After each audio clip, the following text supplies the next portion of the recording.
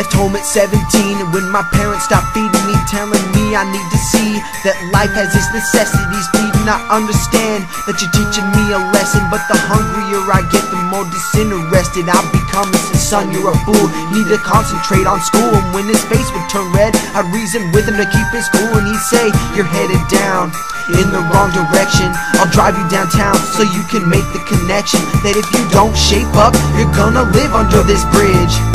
Talk about scaring the shit out of a kid, but what it did was make my outlook way more negative. So as far as leaving home, well, I'm glad I finally did get out of that pitiful situation. Meet people on the streets who could provide some inspiration for a good attitude, with or without food or booze, where I could make my own rules. And I soon saw through how shallow the world trains you to be, and the hollow lack of community. Street life was something new to me, and I was way less scared than I was confused to be. Now you don't know who to be. About 0 times did I hear, look at the bright side.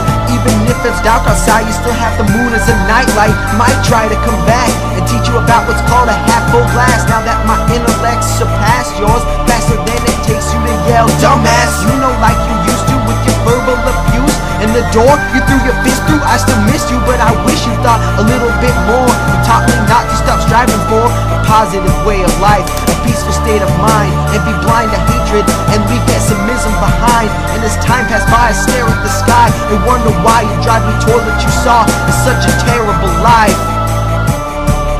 But I've been under that bridge now, in some boarded up houses, slept out in the rain, and I've crashed on people's couches and met and made friends who could provide for each other mutual aid. Between my new sisters and brothers whose fathers and mothers also don't understand how some things are more important than a career to plan or a degree in your hand, begging us to stop the nonsense with our rock and roll bands and get some cash in our hands.